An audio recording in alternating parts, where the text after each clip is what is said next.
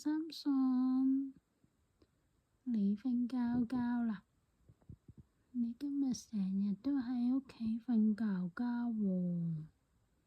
三信，你聽日要返學啦，知唔知啊？三信，媽媽呢，幫你約咗呢，下星期一晏晝1點去返上次個salon嗰度剪毛、沖涼、剪指甲，有冇問題啊？